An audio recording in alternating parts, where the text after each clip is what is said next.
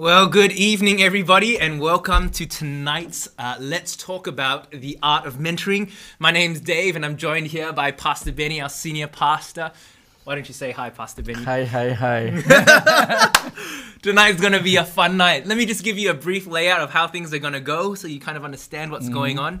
Pastor Benny's going to give us a framework around mentoring for about maybe 20 to 30 minutes. And then we're going to head into a time of Q&A. And that's really important for us so that we can kind of answer your questions. This webinar is designed to be interactive. We don't want it just to be a spiel where Pastor Benny speaks on and on. But we really want to answer the burning questions that are on your heart and in your mind. So please, by all means, write whatever questions come to mind. Yep. You also have the ability to upvote any questions that you like. So if someone else writes a question that you are interested to find out the answer for, make sure you upvote that. That will bring it to the top of the list and make it more likely that we get to it tonight.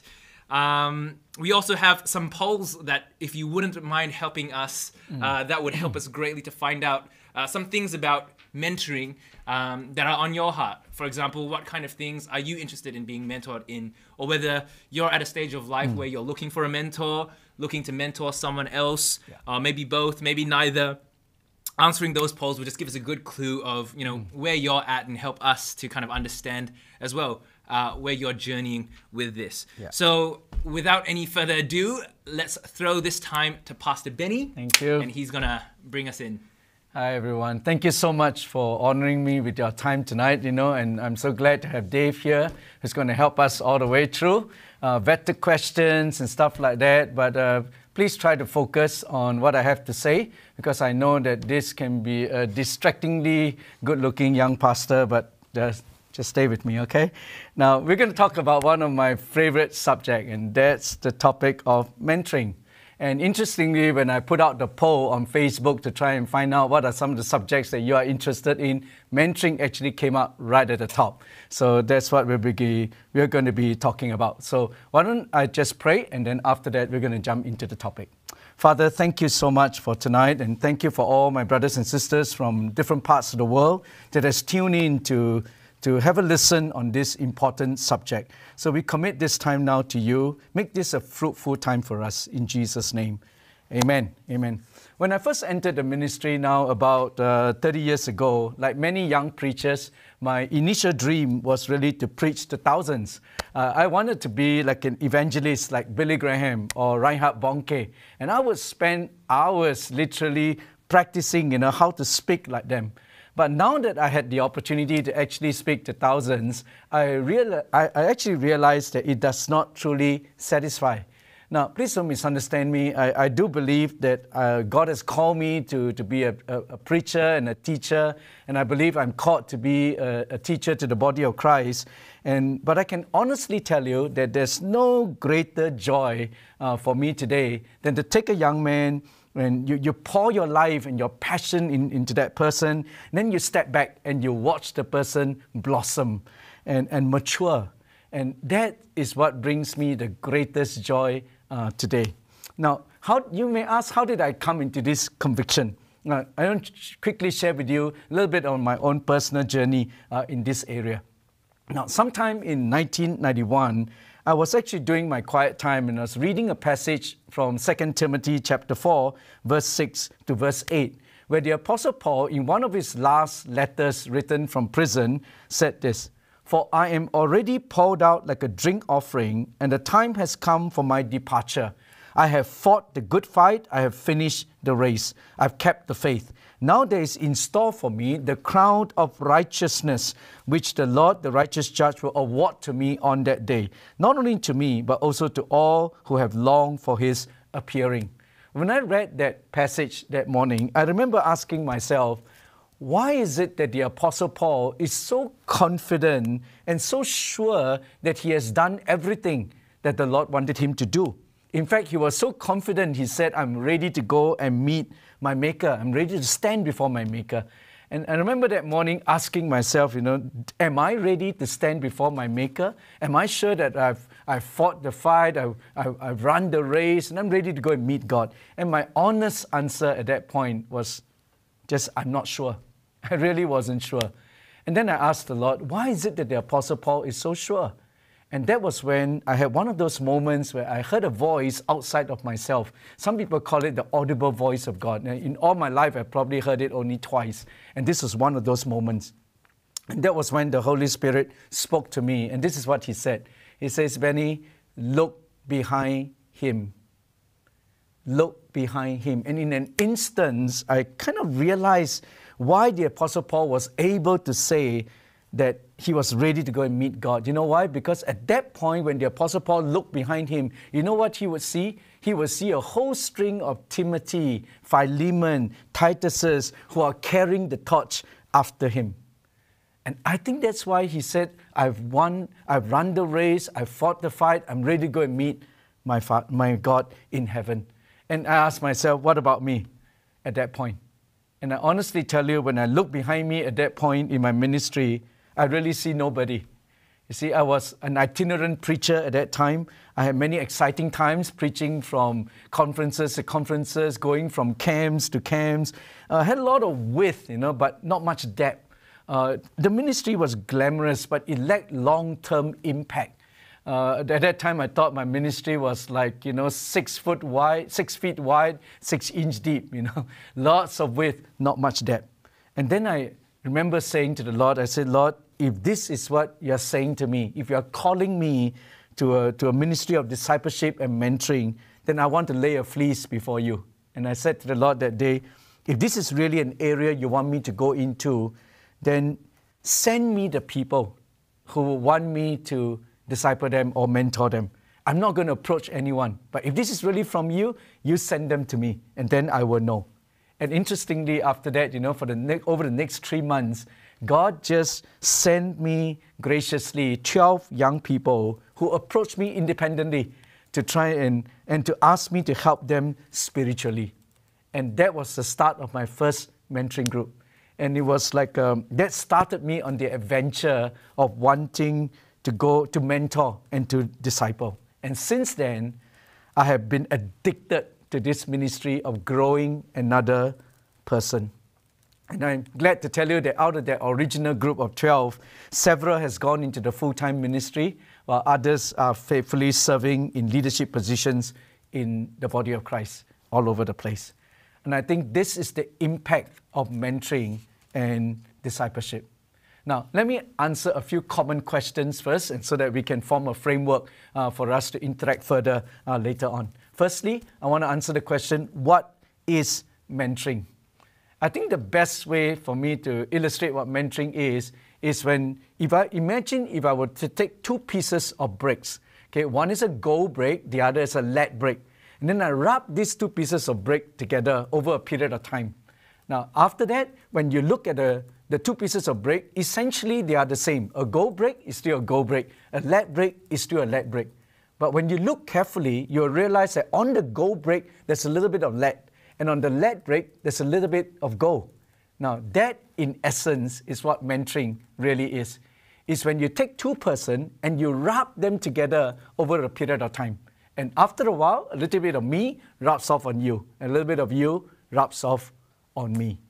The Bible puts it this way in Proverbs 27:17. As iron sharpens iron, so one man sharpens another. And I think this is what mentoring is all about. It is a relational experience between 2 persons rubbing off one upon the other. That's what mentoring is. Now, if I can give you 2 working definitions so that we can have a common perspective towards this in our discussion, okay? And the 2 working definitions I would use, one is from Stanley and Clinton in their book Connecting, and they describe mentoring this way. Mentoring is the relational experience in which one person empowers another by sharing God-given resources. If I pull out some keywords from that definition, it will be this. Mentoring is a relational experience. Okay? At the end of the day, it is all about a relationship. Okay? It's a relational experience. And the other keyword is the word empower, in which one person empowers another. And another word is sharing. Sharing what? God-given resources. You put that together and you got a working definition of mentoring. Here's another one that I've written. Over time, as I spend time with different people, I begin to develop an idea about what mentoring is, and here's how I would put it. Mentoring is an intentional relationship where a mentor identifies and facilitates the work of God in the life of a mentee to the end of growing him or her in spirituality, character, attitudes, and skills. So here are some keywords that I would like to put up. Firstly, it's an intentional relationship. I think that mentoring at its best, it's not something that just happened, but I think it's something that intentionally we enter into a relationship with. And that is when mentoring at its best can take place. It's an intentional relationship where a mentor identifies and facilitates the work of God in another person. And I like to point out that it's not the mentor's job to go and change a person, but I think the mentor's role is to identify and facilitate the work of God in the life of another person. In other words, God is in spiritual mentoring, God is already working in the mentee's life. And our job as a mentor is to come alongside them and to be able to identify what God is doing and to facilitate it so that whatever God wants to do in that person's life can take place. And the end goal is ultimately to grow that person. It could be in spirituality, in their character, in their attitudes, in their skills. So I hope that these two working definitions can help us to come to a common place. Now, another question people may ask is, why is mentoring so important? Why is it so important? I think one of the greatest crises facing the church today is a lack of leaders. I don't know if that's true in where you come from, but I think it's definitely true where I'm at. You know, that one of the greatest crises facing the church today is a lack of leaders. And the solution to this crisis, I believe, is leadership development. Leadership development is the key to this crisis. But the key to leadership development is mentoring. Because without mentoring, there will be no leaders of substance. And without leaders of substance, the church will stagnate. And that is why it is so critical, my friends, that we pay attention to this ministry of mentoring. Okay, and that's why I'm passionate about this subject, and I hope that we can all have a good discussion on this area. Now, but many people would ask then, how do I find a mentor? Where do I start to look for someone that could journey with me? And here's where I'd like to give you one of the most important principles in finding a mentor, which is this. The key issue in mentoring is the mentoring issue. Can I say it again?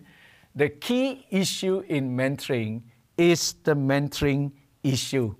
You see, many people tell me that they cannot find any mentors in their church or in their organization, but I think the truth is that sometimes we don't even know what we're looking for. That is the root problem. And if we don't know what we're looking for, then even if God were to give us a divine appointment and someone crosses our path, who could actually input into our life, we may not recognize him. See, and I think you can never find it if you do not know what you're looking for. See, so the key issue is the mentoring issue. So the first thing I would challenge you to do if you are looking for a mentor today will be this. I think you should start by defining your mentoring issue. Sit down and take out a piece of paper and write down what is the area that I want to grow in. What is the issue that I really need to process with somebody? And once you define what is your mentoring issue, then when God allow your path to cross with someone who could actually speak into that area, you would actually recognize him or her as a God sent. Now, one of the best ways I can illustrate this would be just think about a man and a woman shopping. Now, okay, I know that this is a little bit of a stereotyping, but just to make my point, okay, generally speaking, okay, say, when I go shopping as a guy, I always go to the shopping center already having something in mind that I'm wanting to buy. Say, for example, that day, I wanted to buy some new shirts. So what I'll do is I end up in the shopping center, and the first thing I do, I head straight for the shirt section. And the moment I find a shirt that fit me, what do? I buy the same shirt in 6 different colors, and then I can walk out in 30 minutes. My wife will go shopping, walk around the entire shopping center for 6 hours, and then she'll come out and tell me nothing to buy. You know why? Because she don't know what she's looking for. But if I already have in mind what I'm looking for, how many of you agree? It is likely that I will find it. You see? And I think it's the same in our search for a mentor. We must first know what we're looking for. So here's the principle. The key issue in mentoring is the mentoring issue. So sit down and write down what are some areas that you really need help in. What are some areas that you want to grow in? And then you know what you're looking for.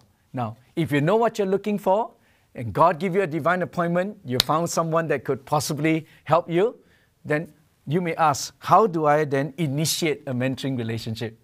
I would like to give you some ideas that you could explore, okay? Here are 6 ideas you could do. Number 1 is this.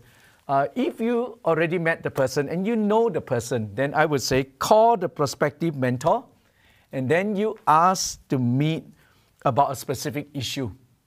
Okay? That means you know what the issue is. Call up that person and say, hey, can I meet with you over this area in my life? And that could well be the start of a mentoring relationship. Or 2, if you don't know the person that well and you saw that person in their strength, operating in their strength, walk up to the person, affirm his expertise, and then you ask for help to develop yours.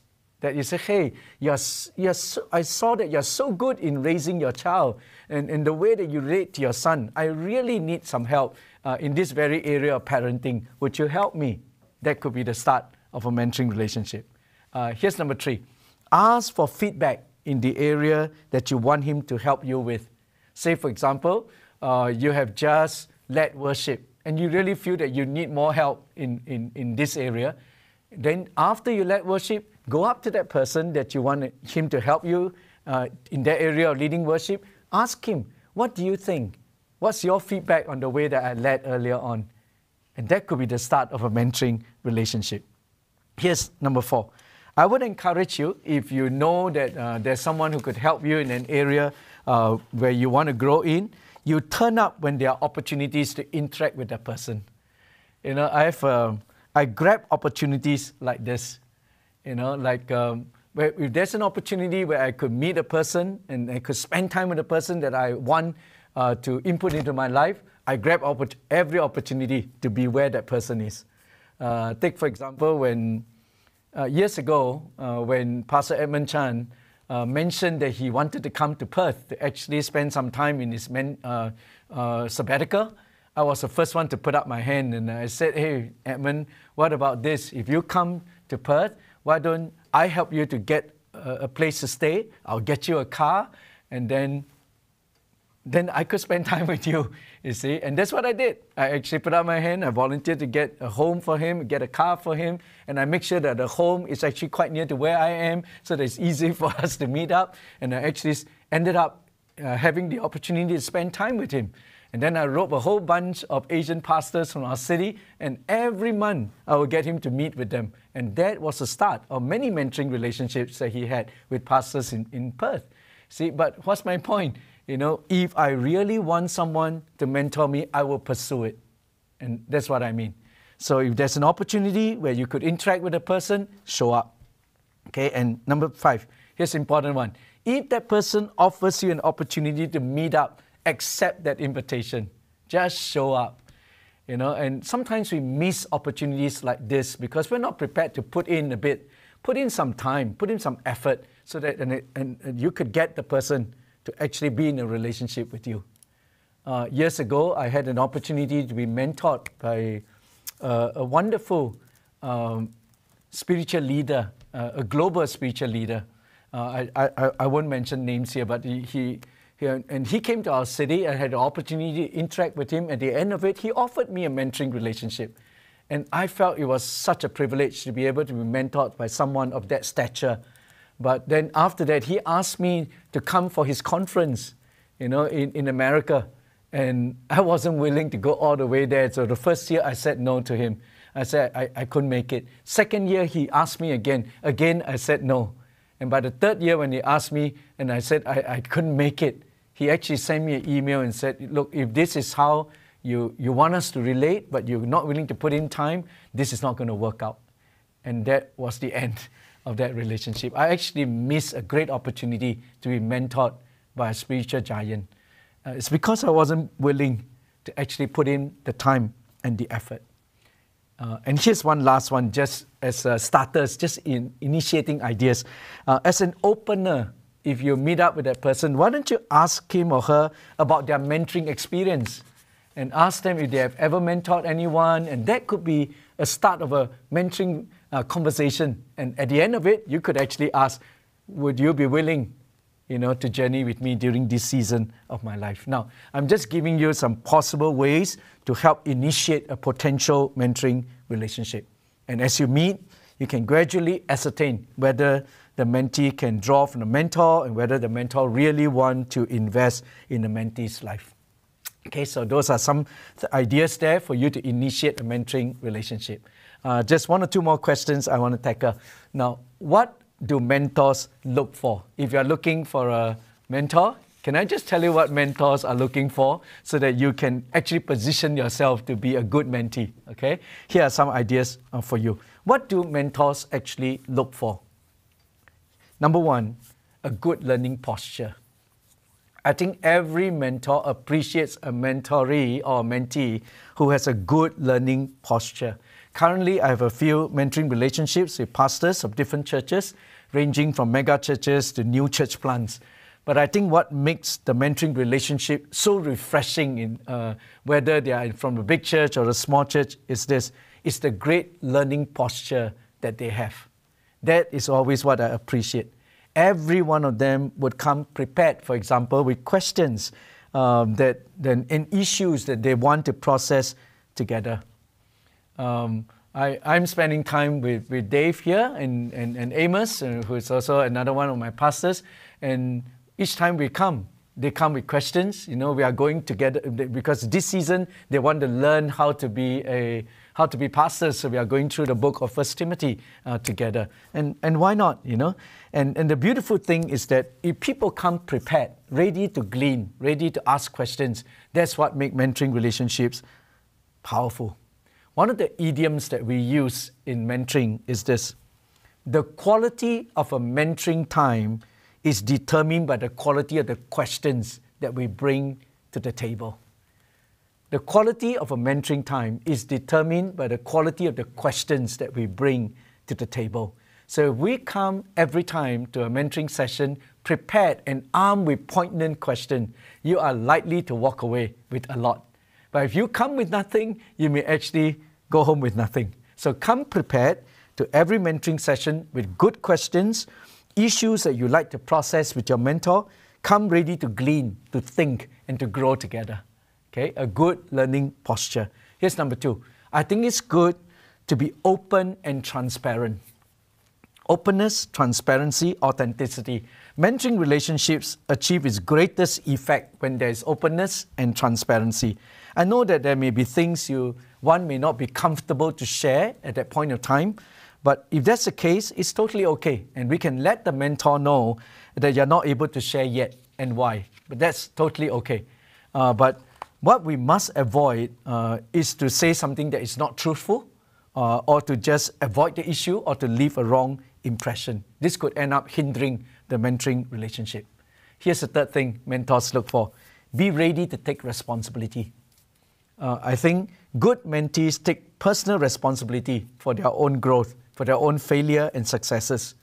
When blind spots are pointed out to you by your mentors in the mentoring process, we must be prepared to deal with them and not deny fault or to blame others.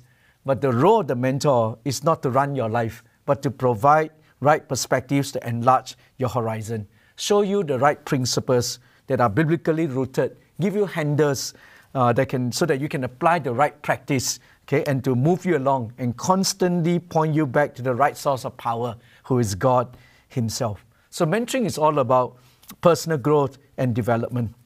So there must be the hunger and the drive to want to improve and to do better. So I actually am on the lookout for mentees who take initiative, hungry to chase for more. And there's no greater joy for a mentor than to be able to see their mentees take intentional steps to grow and to change. That's what all mentors look for. Number 4, be committed to the process. If you really want to have a mentoring relationship, then be committed to the process. The last thing we need in a mentoring relationship are unmet learning agreements, unmet expectations. I think mentoring relationship will die a premature death when one or both parties fail to keep their commitment to the process. So I would encourage you to do that. Be committed to the process. Number 5, I think it's always healthy for every mentee to remember to keep healthy boundaries, to respect healthy boundaries. Mentors are usually busy people, and so be prepared not to demand more time from your mentor than what is available. So respect the privacy of your mentor. Keep confidence as they share their life with you. And can I just add this? We should always avoid using our associations, with well-known mentors for our own agenda. And name throwing is not a good practice. I leave you one last thing. Number 6 is honor and appreciate your mentors. Encourage your mentors because mentors need to be encouraged too. And occasionally I will write a note of appreciation, a word of affirmation, an act of kindness, little gifts, depending on their love language. So bless them even as they bless you. Those are the 6 things I want to leave with you that will make you a good mentee, that every mentor will die to spend time with. Okay? Now, how do you know if you have really found a good mentoring fit? How do you know if this is really a mentor fit for you?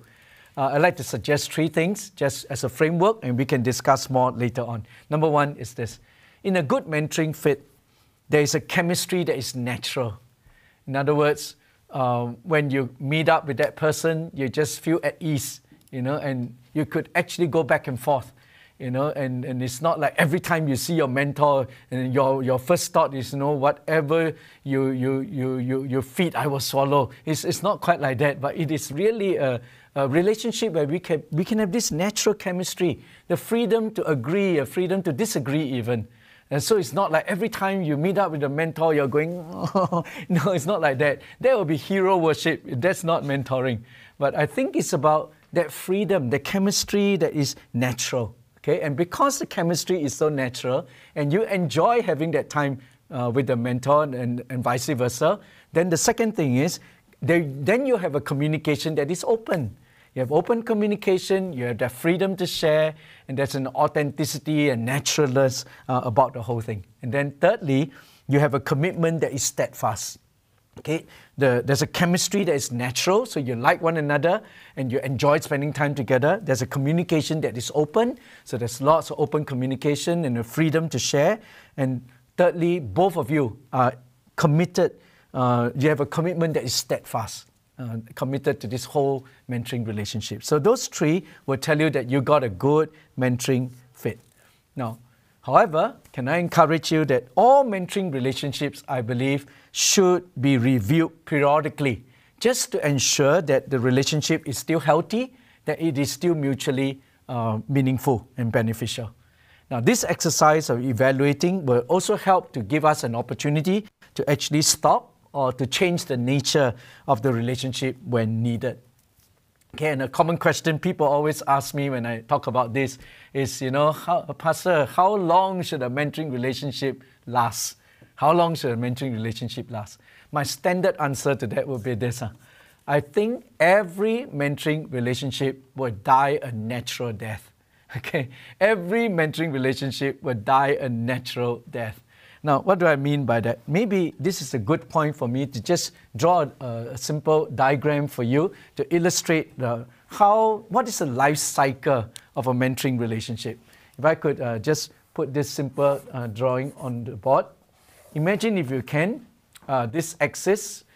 Anything before this axis is before the mentoring relationship start. After this axis, the mentoring relationship have officially started.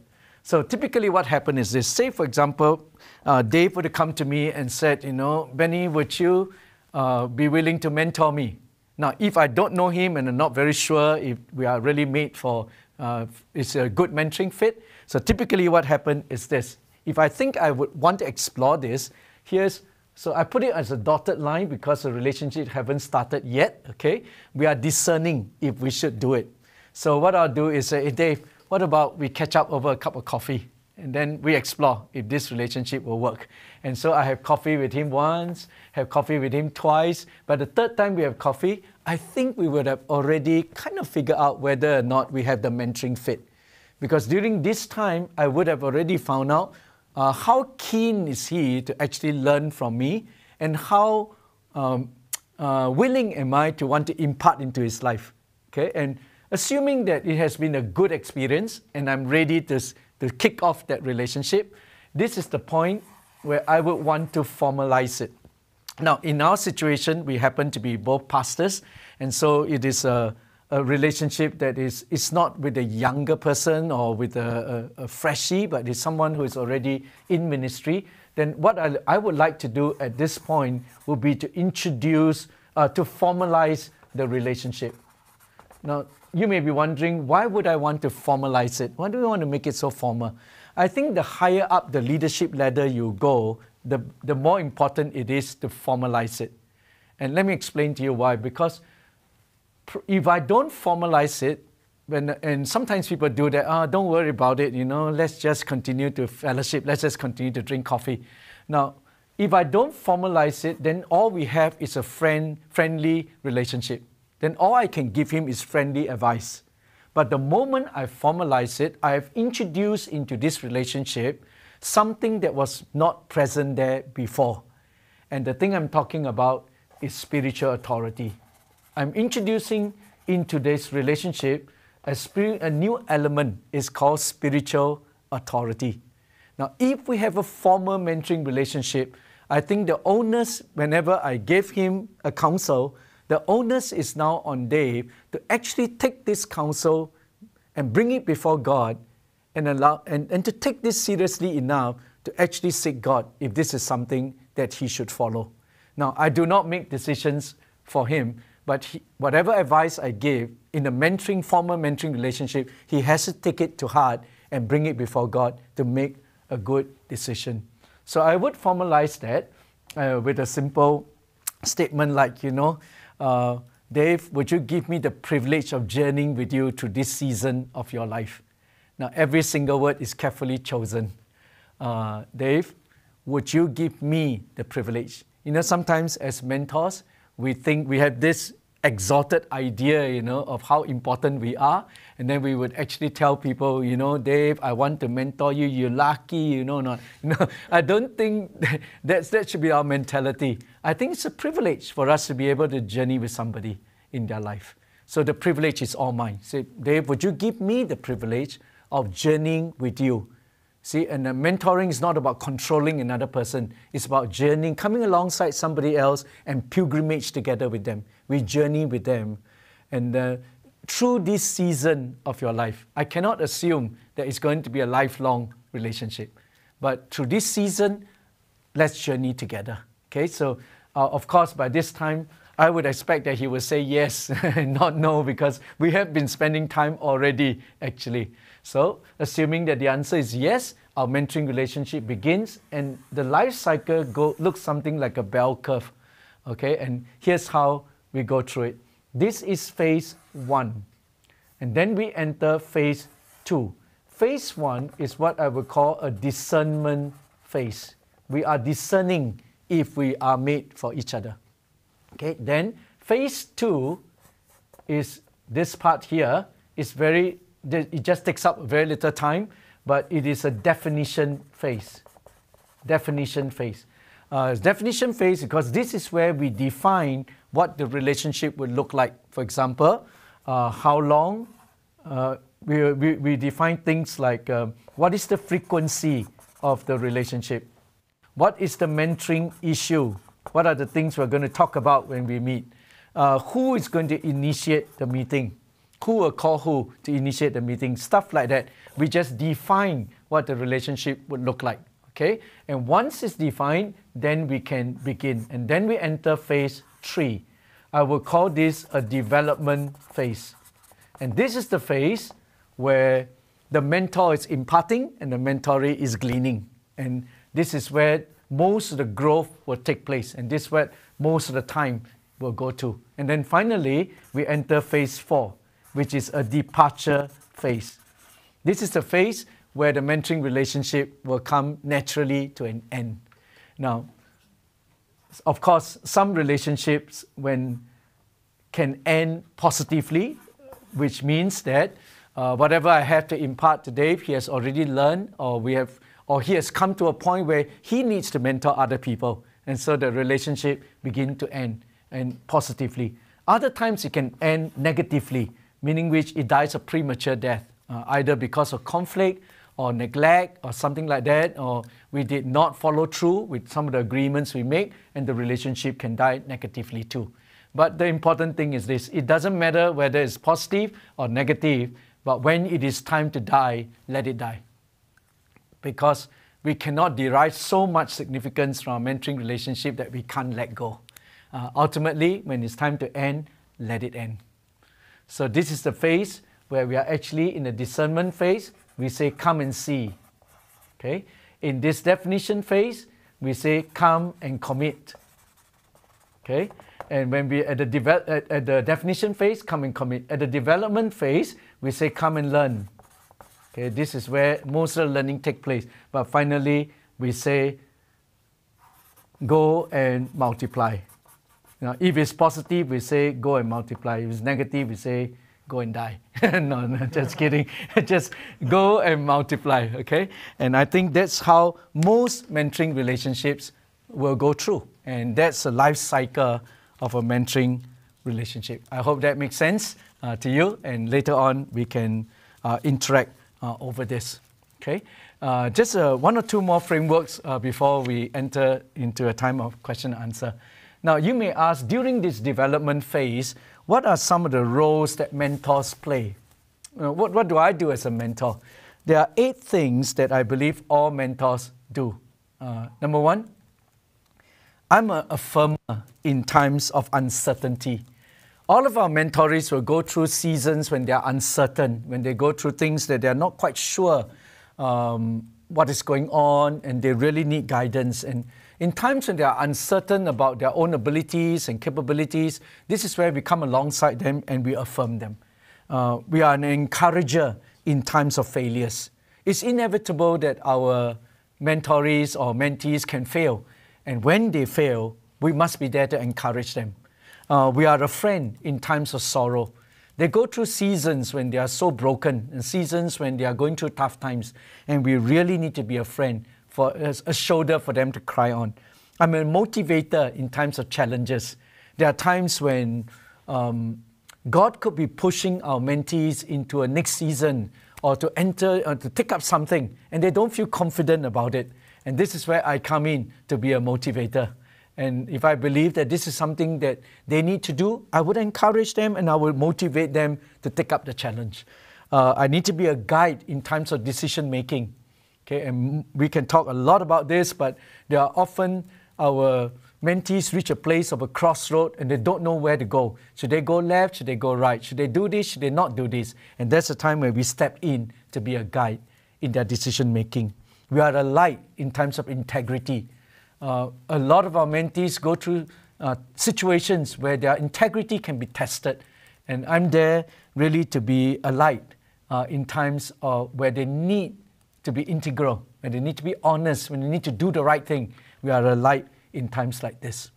I'm a model in times of devotion. One thing I've learned about a devotional life is this: it never gets any easier. You could be a pastor, a missionary, you could be an old-time Christian. It doesn't get easier with time, but we bring them back to basics again and again and again. And here's the last thing I do. I'm a confronter in times of error. It's inevitable that our mentorees will go through times when they need to be corrected.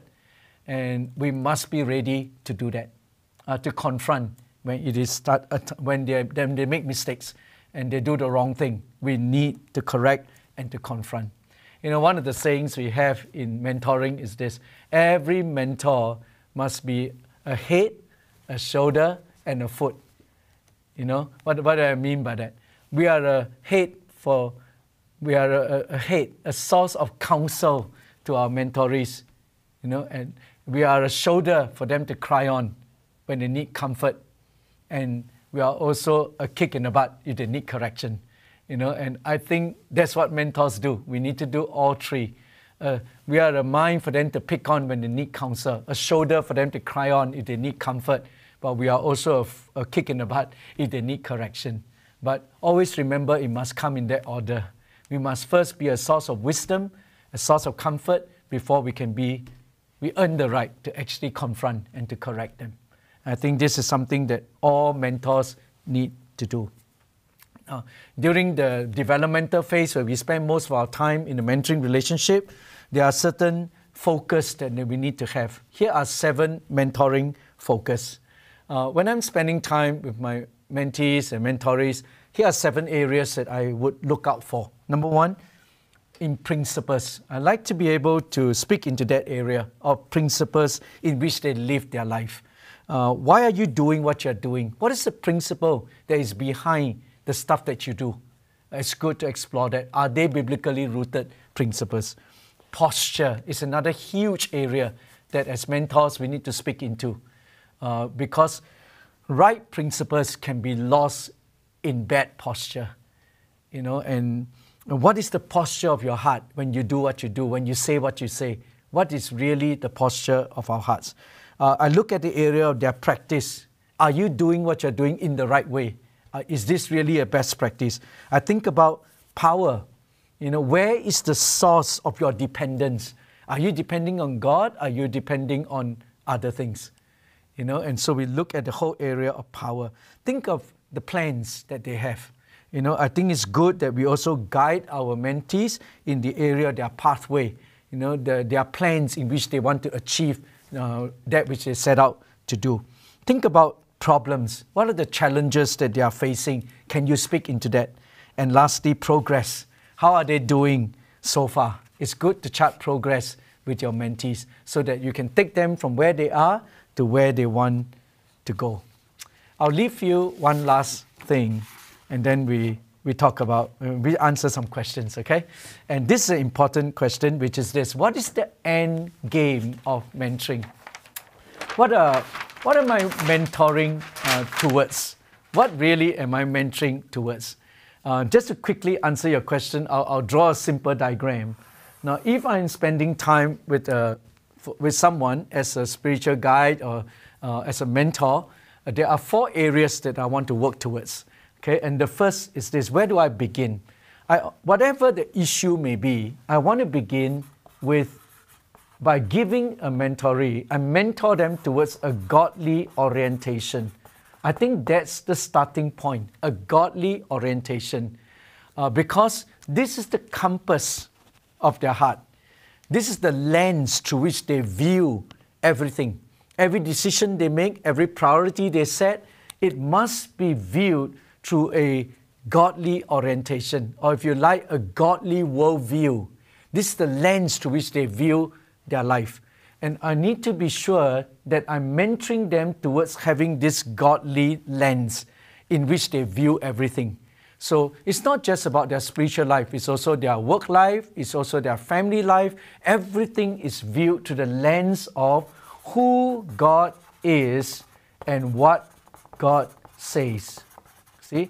And if their worldview is one that is controlled by who God is and what God says, then I think they already have the right compass through which they navigate all of life. Okay? And once they have a godly orientation, the next thing that I will want to see is that out of this godly worldview, this godly orientation, we mentor them towards value change. Now, this is a very important aspect. In order to really achieve what our mentoring relationship is for, I like to see them experiencing what we call value change. And this is so critical. One of the best ways I can illustrate it is think about a verse like Ephesians chapter 4, verse 28. Now, in Ephesians chapter 4, verse 28, there's a verse that goes like this, right? Anyone who has been stealing must steal no longer, but he must work, doing something useful with his hands so that they may have something to share with those in need. Now, this verse has a few things in there that really illustrate what value change is all about. Now, you notice what the verse says. The verse says, anyone who has been stealing must stop stealing, right? But what must he do? He must work with his hands so that he has something to share with others. So here are three things, right? Stealing, working, and sharing. Now you notice that all these are actions, right? There are three actions there. Stealing, stop stealing, start working so that you can share with others. Now, so if I approach my mentee and I say, hey, look, you need to stop stealing. You need to start working. And then he said, okay, Pastor, I'll do that. I'll stop stealing and I will start working. But imagine, what is the value that actually drives these actions? Now, why is he stealing in the first place? Maybe it's because he has the value of greed that is driving him, right? So now I've addressed his action and telling him to stop stealing, and he stopped stealing. And now he's working, which is great. But if the same value of greed is still driving him, then guess what? He may be doing the right thing, but he still has not experienced a value change. He's still greedy inside. The only difference is that now he managed to satisfy his greed with a more legitimate way, which is working rather than stealing. Are you with me on this? So there is a change in action on the outside. He stopped stealing, start working, but the value is the same. There is no value change, only behavior modification. And that's what's happening. And once that is the case, that person may stop stealing, start working, still gather a lot of money, but he may not share with anybody. Why? Because he's still greedy at heart. So until he experiences a value change from greed to generosity, if he experiences that value change, then it will lead to the final goal, which is that he will share. See, and I think that's what value change is all about. It's so easy for us to actually address behavior modification and not actually experience value change. But in mentoring, we are working towards giving them a godly compass, orientation, and then mentoring towards value change. And once you have value change, then, sometimes a person may change the value, but you don't really seal it until you have the third thing, which is accountable actions. It is accountable actions that will seal the value change and make it long-term. Okay? Accountable actions. And therefore, I must outline accountable action, and this accountable action seals the value change and then confirms the godly orientation. And once all this happens, then we achieve the end goal of mentoring, which is life transformation. And we are talking here about long-term life transformation. So those are the 4 basic things that I would mentor towards. If you ask me what's the end game of mentoring, I will say this is what they are. I start with a godly orientation that will result in value change, and when it is sealed by accountable action, it will lead to life transformation. I think this is what mentoring is all about. So I would challenge you, every one of us, that everyone who are all out, and those of you who are in a position where you could mentor others, I would say, here are the 5 practices of effective mentors. Let's practice mentoring personally. Prioritize mentoring intentionally in our life. Persevere in mentoring a few people persistently. And then plan to mentor towards mastering life's transitions purposefully. And may we plan mentoring as a long-term vision for ourselves and for our organizations corporately. And this is my prayer, and I hope will be the outcome of our time together. Leadership development, my friends, takes time. And we must be willing to invest the time that we need to do this so that we can grow our next generation. I think it was John Maxwell who said this, you know, if you want something that will last long, you need to plant an oak tree. If you want something overnight, then you're going to have to settle for a mushroom. And I think he's totally right. If we really want to see the church transform and raise, leadership raise, we need to have the foresight to catch this vision of mentoring. So my goal as I enter into the next season of my life is not just to engage in the ministry, but really to empower the next generation. That's what we are working towards. Thank you. Well, thanks, Pastor Benny. That was very encouraging, very affirming, and very enlightening. Thank you so much for sharing that. Well, we're about to head into a time of Q&A and about to also release some of our poll results. But before we do that, can I just encourage any of you who are watching? I know Pastor Benny actually teaches these things as he travels when he goes itinerant, and he speaks at different church camps and workshops and things like that. And you've taken quite a long time to accumulate all this material that you've just shared with us. So if you in any way want to support this ministry and support this, I know it's Pastor Benny's heart to be able to share this with you and just bless you with it with no charge. But if you feel led in any way to be generous towards this ministry and to support it, there should be some slides coming up on the stream now, which would point you in how you can do that. One of them is fcc.live. That's our Faith Community Church page where you can give towards the ministry that goes on here at Faith Community Church. The other one is for Arrows Resources in Singapore. That's Pastor Benny's personal ministry, where his aim is to really equip and to bless a lot of churches out there, to walk alongside them and to help them by equipping them in all the things and all the materials that he comes up with. So if you feel led, feel free to head down to those places and donate, give. We thank you for your generosity. Otherwise, let's have a look at some of the poll results. We asked the question, what areas are you looking to be mentored in at the start of this session? And here are the results. So it seems that the majority of people are looking for mentoring in spiritual growth and ministry development, 60%. 25% are looking at life direction, 11% at family life, and surprisingly, only 3% looking for work-life mentoring. Okay. So that's very interesting to know. There's another question that we're going to post up now, which is basically, what are you looking for in the stage of life that you're at right now? Are you looking to be mentored by someone? Are you looking to mentor someone?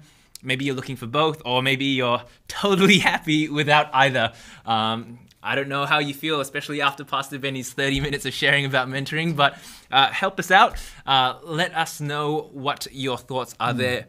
Right now, we're going to head into the question and answer. Like I mentioned earlier, if you have any question that you want answered, make sure that you write that in the Q&A section, and make sure you vote for the questions that you want to get answered, because we do have a limited time, and the more popular questions are more likely to be answered. So let's head into it. First question is this. It was asked by Wei Song, and it's a great question. I know it's a question that you loved. Which is mixed gender mentoring possible, and are there pitfalls to it? Yeah. Okay. I think this is a very important question. I would say that I believe that mentoring, intensive mentoring, is very gender sensitive. Especially if we are talking about one-on-one mentoring, it is very gender sensitive. And I would say, without any qualification, that you always avoid mentoring someone of the opposite sex, especially on a one-to-one basis. Now, in a group mentoring situation, it has different dynamics. So when it's always a group mentoring, I think it's fine to be mixed gender. But when it's one-on-one, it is critical that we keep it gender sensitive. And let me explain to you the reason why. The reason why is because it takes two things for bonding to happen. Okay, and the two things are basically, one is frequency, the other is intensity. Okay, frequency and intensity. When these two things come together, it's like two hands, and once there's frequency and there's intensity, it will make a noise. See, and the problem is this: if you are in a one-to-one relationship with someone of the opposite sex, how many of you will agree there is a lot of intensity because you're talking deep stuff one-on-one with each other. It's deep. And then secondly, if it is frequent enough, if it's an intentional mentoring relationship, it happens consistently over a period of time. And if that is the case, you have both frequency and intensity, it can make a noise. Spiritual, in other words, bonding will happen. Okay, bonding will happen. And when that bonding happens, Dave, it really is like, it starts with emotional bonding.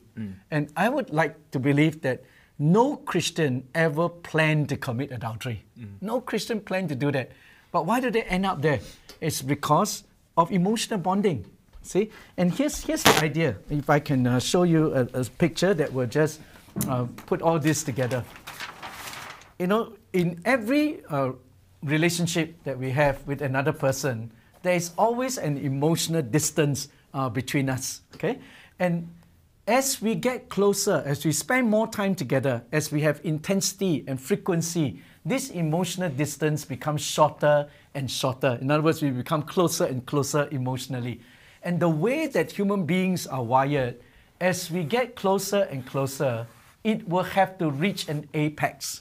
And the apex, as the way that we are wired as different genders, it always results in physical intimacy. And it really does. And it tends to do that. And if, therefore, when there's emotional bonding that happens, it will ultimately lead to something that you don't want to go. So I would say it's very, very gender sensitive, and we must avoid this, especially where you see both intensity and frequency. In a group mentoring situation, it will be different because the dynamics are different. Okay. Well, thanks, Pastor. That was, I think those are very wise words and a very good, something to be very careful of, absolutely. Especially as we get on this mentoring journey. Let's have a look at the next question. Yeah. The next question is something that we also had to deliberate on as a church, and you had to share with us. But is there a difference between discipleship and mentoring? A lot of churches use the terms interchangeably. I know another person also asked a question, what's the difference between discipleship and counseling? So how do all these different terms, discipleship, mentoring, counseling, how do they differ? Do they differ? Okay. Let me just kind of explain my perspective on this area. First of all, you'll notice that mentoring is not a biblical term. You don't find it in the Bible, right? What you find in the Bible is discipleship or discipling or being a disciple. There's the word mentor is actually a non-biblical word. And in fact, the word mentor it comes out of Greek mythology, where there is a man called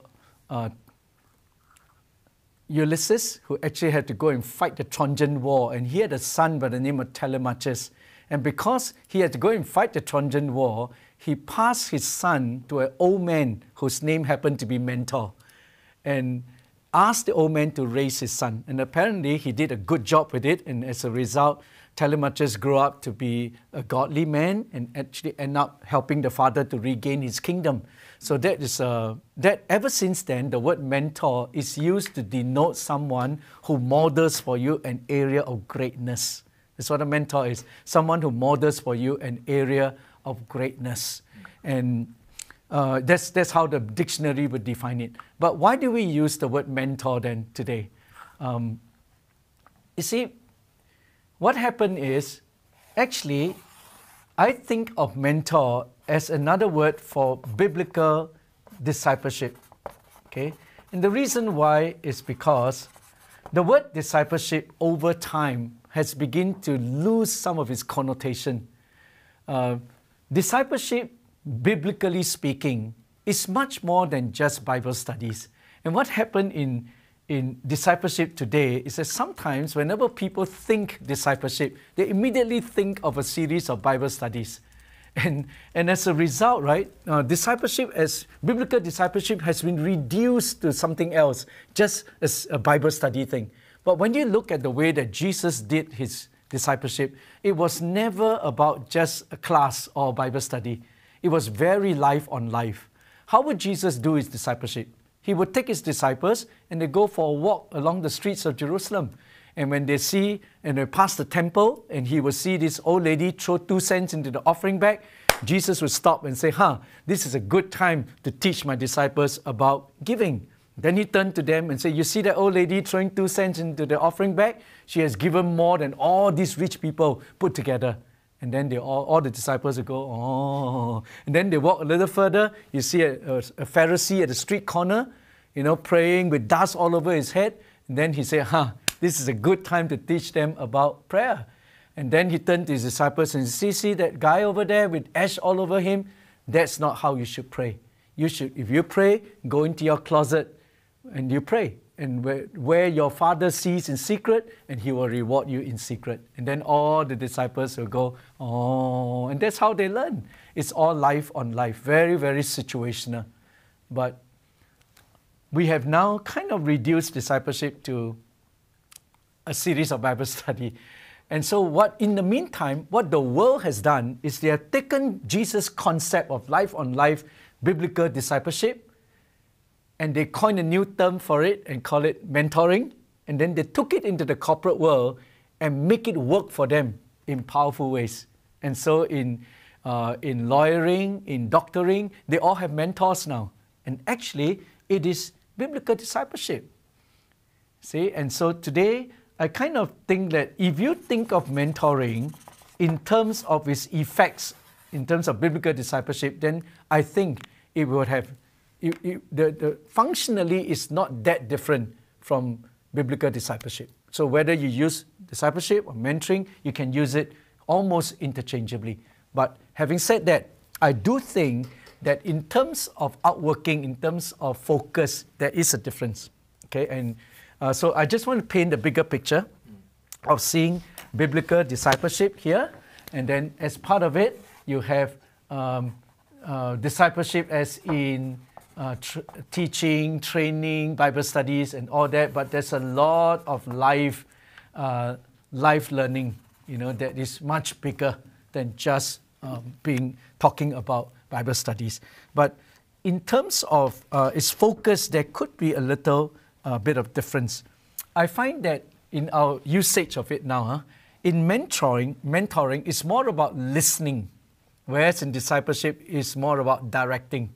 So when I'm discipling a new person, I would be more directive in teaching him the word and telling him this is how he should live out his Christian life.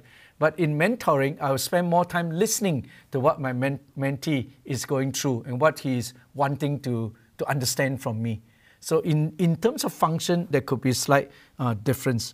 I think that discipleship is more focused on equipping, giving the person, the disciplee, what he needs to live out his Christian life, whereas in mentoring, it's more about journeying with a person. Okay, it's less directive, it's journeying with a person. I think in discipleship, it's more general, broad-based about the spiritual life. Whereas in mentoring, it tends to be more personal, it's more specific. You are scratching where the person is itching, see, because he comes to you for a specific area to grow in. In discipleship, I think it's more about spiritual growth, but in mentoring, it's about more life advice. So that is slightly different. So I think at the end of the discipleship or discipling experience, what you get is a good follower. But at the end of mentoring, I hope what you get is a good leader, because it's very, very specific. But the common area of both would be both needs to have accountability, whether it's a discipling relationship or a mentoring relationship. Both need to be Bible-based, I think, in Christian mentoring and discipleship. And both needs to be relational. So it looks to me that there are a lot more commonality than there are differences. Yeah. So I hope that answers the question for some of those who are wanting to know the difference. But there's a lot of commonality. Okay. Great, thanks, Pastor Benny. Yeah. Let's have a look at the next question. Another good one by Wei Song, popular questions. Is peer mentoring effective? And peer mentoring. What is it good for? Yeah. What might it lack? I think, in a good mentoring thing, what happened is this. Say you have this person here. It's good for him to build what we call a mentoring constellation, okay? To make our life very effective and very full, it's good to have mentors above us. And then it's good to have mentees that we are investing into.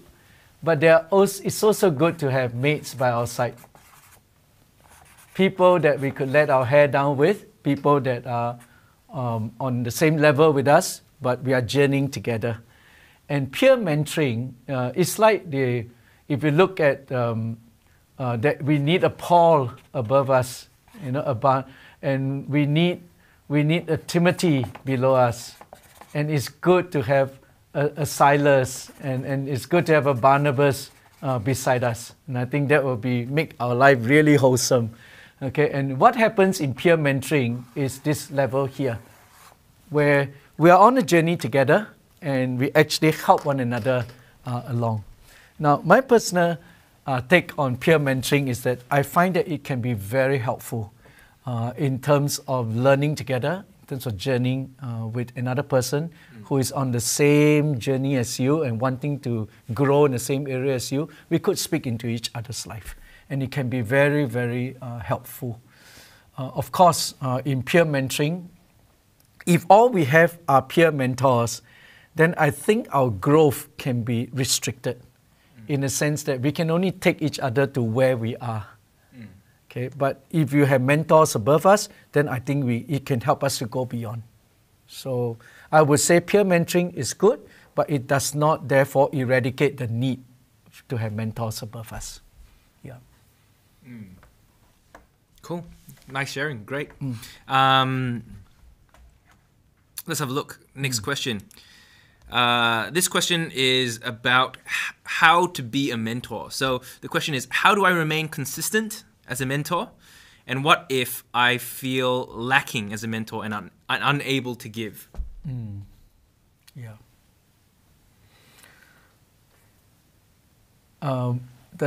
I wonder if the question really is that I want to be able to give to that person, but if he's asking of me something that I don't have, this is where, if I know that I'm a little bit out of my depth, and he's asking me something I don't know or I can't help the person, one of the roles that mentors can play is to redirect, is to be able to point them to resources or point them to other people who could be very helpful for the mentee that we are journeying with.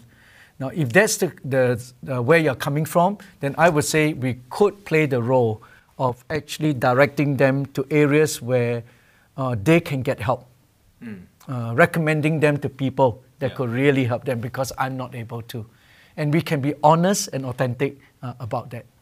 But if the question is about whether I could be as a mentor, going through a season where I feel really, really down, and I feel like I have very little to give, and then I think it's also at that point a very good time to be honest with our mentees and just to be able to say that I am going through a tough season. I'm not able to really give to you as much as I would like to. And you could actually call for a time of a break, and to give each other space. I think there's nothing wrong with that as well. And I think all our mentees actually appreciate authentic mentors. And so it's good to be authentic about it. And if you are going through a tough time, why not take a break? And you could always redirect them to somebody else who could be helpful for them in this season. Yeah. I think that's very wise to not feel the expectation to always have to be there, and always have something to say, always be, the wiser one in the conversation. We don't always have all the answers, really. Yes, exactly. Yeah. Cool, great. I hope that answered your question, whoever it was that asked that. Here is one. This one is more specific to the practicals, Okay. which is what is the ideal number of mentees that a mentor should take at any given one time? Firstly, I think it is really depends on the mentor's capacity because we all have different capacities. For some, it could be it's just due to circumstances, and at this moment in my life, I may be able to take on a few more than before, simply because I'm in the season of my life where I could do that. But I need to be very cognizant of my own capacity so that I do not end up with unmet expectation. I think the last thing we want is to adopt a lot of mentees and then find that we have no time for them. It really brings a lot of disillusionment to the people that we are journeying with. So I would watch very carefully on my capacity. Now, and just bear in mind, our Lord Jesus himself only has 12. So I think it'll be quite presumptuous of us to think that we can have 100 people at one time that we can mentor. So it's just not being realistic. And here's the thing, if I take on a mentoring relationship, I must be prepared to give my time and invest in that relationship for it to really work. So watch our capacity. And I wouldn't, I feel that 12 is just about max for me. And I would be careful if I need to go beyond. So does that change for you depending on the number of people that you're mentoring in terms of whether you're mentoring them one-on-one, whether you're mentoring them in a group? How does that affect? I think absolutely it does matter because it does save a lot of time if you are doing a group mentoring situation. And even in a group mentoring situation, there is a limit before it becomes a cell group, or a connect group instead of a mentoring relationship. So my principle has always been, if you are going to do group mentoring, 1-to-1, 1-to-2, 1-to-3 is just about max. Anything beyond having 3 person in front of you and interacting together, anything beyond that, I think somebody will hide.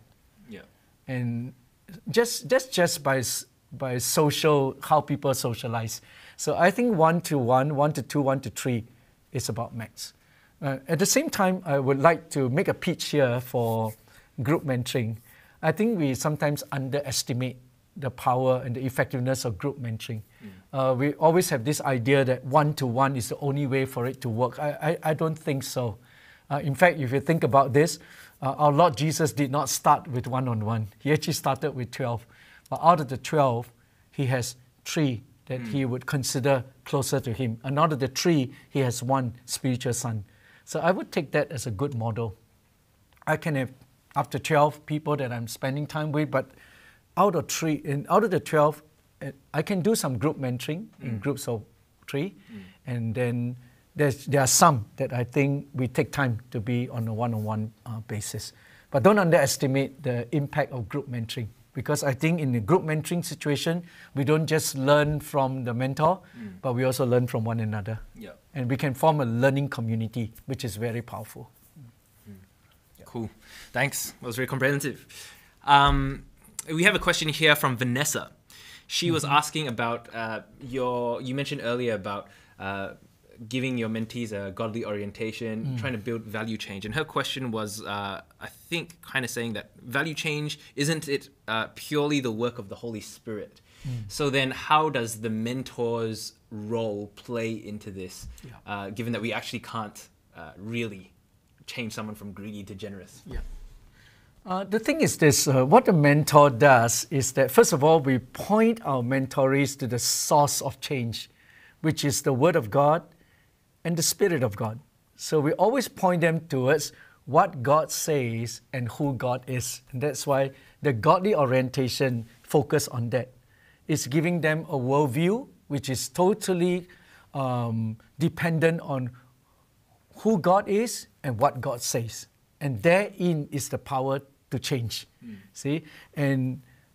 But sometimes, even though our mentees know what God says and who God is, but they can have blind spots. You and I have blind spots. There are areas in our life we don't even realize that we are so weak in that.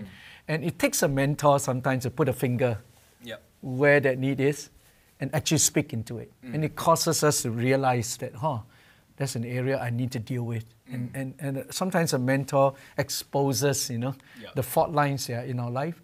And then we turn back to who God is and what God says and allow that to change us.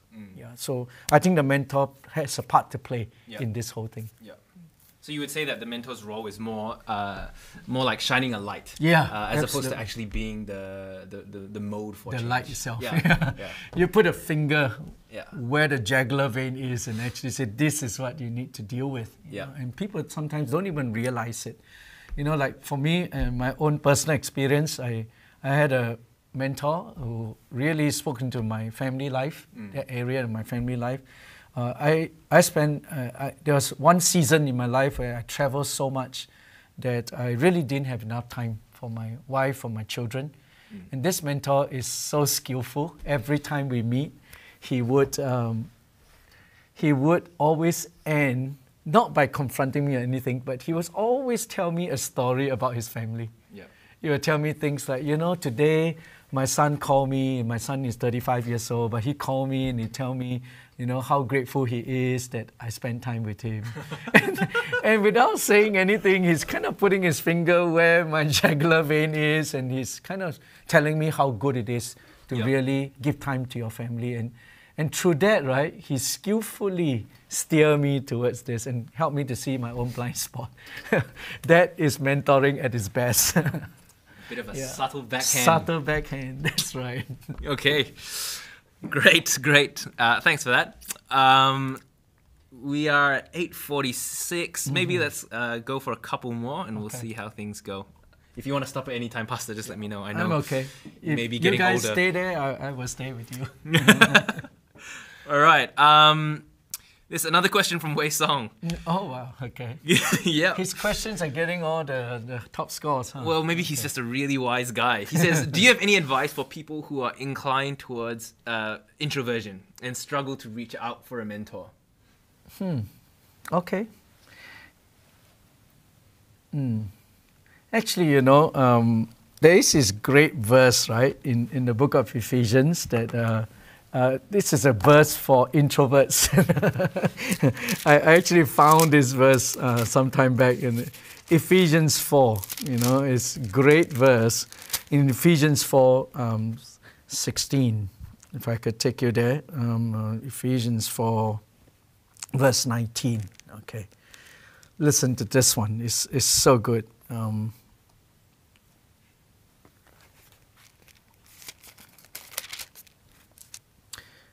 Ephesians 4:29. Listen to this great verse. It goes like this.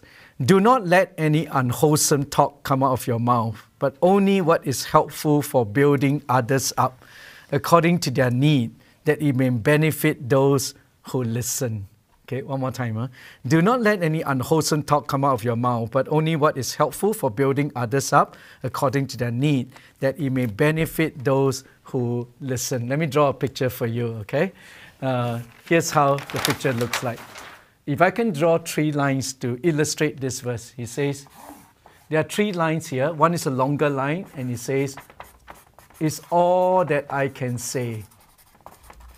And for those of us who are extroverted, we can have a very long line because we got a lot to say. But then out of all that I can say, there are only some that are helpful.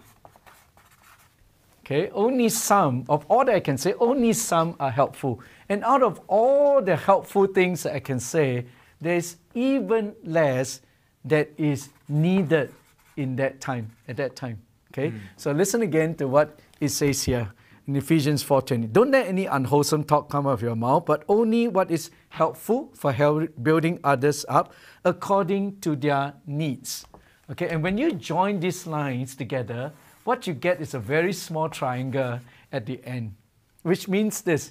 We don't have to say a lot in order to bring true encouragement to people, to edify others. We don't really have to say a lot.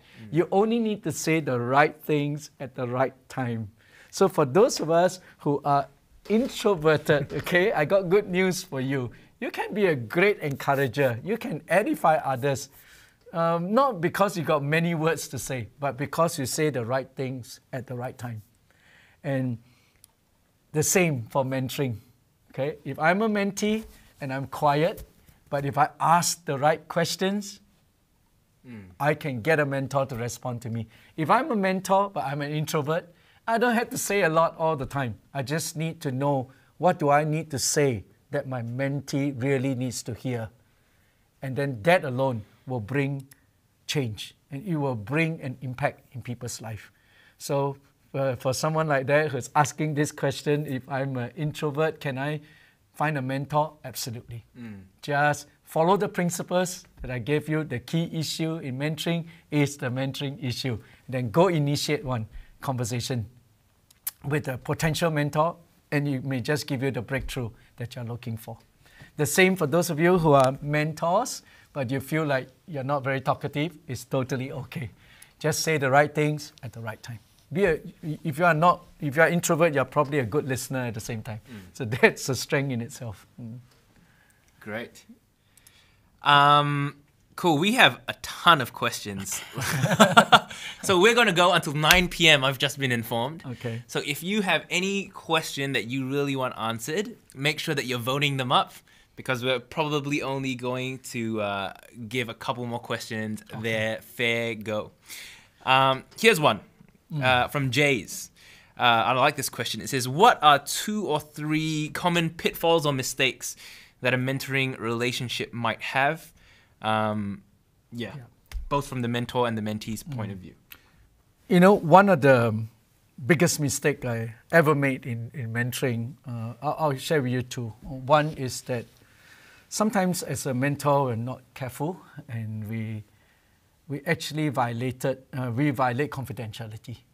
I used to have a group mentoring group, and in the mentoring group, one of the mentees actually shared with me about how the person had lost a job. Okay, they lost a job, and he was really affected by that. And then I happened to meet up with another 2 mentees on a separate occasion, and I actually just shared that with the 2 mentees and said, do you have any job vacancy? Perhaps you can help this person. But I didn't have permission to actually share that. And when I shared that and it was found out, I actually lost that mentoring relationship as a result. And the biggest that was a mistake on my part, because I violated confidentiality. And this is one area that as mentors, we are trusted by our mentees. And they share with us things that are personal, share with us things that are very private to them. But if we're not careful and then we just divulge it, I think it could really mess up the relationship. So that's one area. Please watch out for this, that we never betray the trust of our mentees.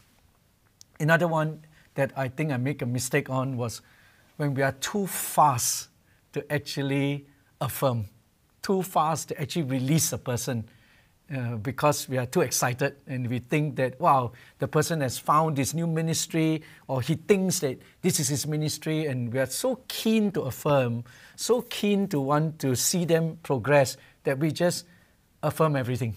And we just give the impression that this is the best thing you can do, there's no issues at all, you are ready for it, when actually the person is not ready. And I've done that before and actually pushed people into ministry when they're not ready for it. And the end result can be disastrous. So I think also as a mentor, we need to be very measured and not become too fast to affirm, too fast to agree, simply because we want to see things happen in our mentee's life. So that's at least 2 areas, that pitfalls that we had to really watch out for. Never violate privacy, and respect the boundaries of your mentees, and never be too fast to affirm, simply because we want to see things happen. Hope that's helpful.